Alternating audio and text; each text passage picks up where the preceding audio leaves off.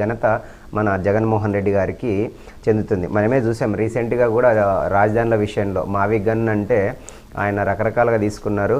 So అందులో ఉన్నటువంటి మా తీసుకుంటే మాయ అని చెప్పొచ్చు. అంటే 3 రాజధానుల పేరు పెట్టి మాయ చేయడం, తర్వాత విఎన్ పెట్టేసి విధ్వంసాన్ని తీసుకొచ్చారు. అంటే గత ప్రభుత్వం 2014లో ఉన్నటువంటి ప్రభుత్వం డెవలప్మెంట్ చేసే వాటిని విధ్వంసం చేయడము, తర్వాత గన్ అంటే గందరగోళాన్ని సృష్టించడం. అంటే కేవలం ఈ వైఎస్ జగన్మోహన్ రెడ్డి గారి గత ప్రభుత్వం హయాంలో కావచ్చు, ఇప్పుడు కావచ్చు, వాళ్ళ నేర చరిత్ర ఎప్పుడైనా తీసుకుంటే గతంలో కూడా శ్రీలక్ష్మి లాంటి వ్యక్తులు కూడా ఐఏఎస్ శ్రీలక్ష్మి గారు కూడా జైలుకి వెళ్ళిన ఘనత జగన్మోహన్ రెడ్డి గారికి చెందుతుంది. ఈరోజు ఆడుదాం ఆంధ్ర అనేది కేవలం ఆంధ్రప్రదేశ్లో ఉన్నటువంటి యువకులను కేవలము వాళ్ళని స్పోర్ట్స్ వైపుకు మళ్లించడం కోసం తీసుకొచ్చినటువంటి స్కీమ్ అయితే కాదు మేడం. ఇది స్కామ్ చేయడం కోసమే జగన్మోహన్ రెడ్డి ప్రభుత్వము and Jaganmohan Reddy co and team ఎవరైతే ఉన్నారో ఎన్నికలకు ముందు యువత యొక్క ఓట్లకు తాయిలాల కోసము వాళ్ళని ఆకర్షించడం కోసం 2023 డిసెంబర్ 26 నుంచి ఫిబ్రవరి 10, 2024 మధ్యలో, అంటే దాదాపు 45 డేస్లో దాదాపు 125 కోట్ల సంబంధించి మేము నిధులు వెచ్చించామని చెప్పేసి చేశారు.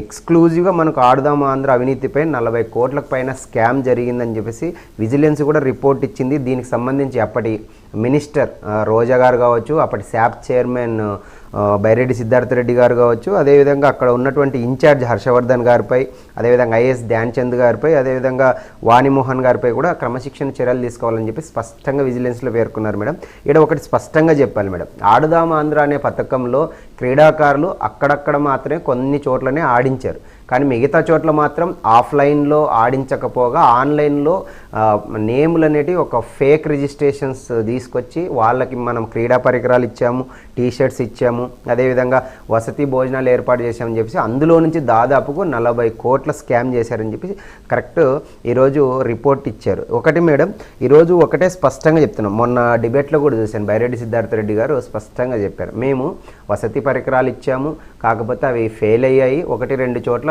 విరగడం కూడా జరిగింది, నాసిరకం ఇచ్చామని చెప్పి స్పష్టంగా వాళ్ళే చెప్పుకుంటున్నారు.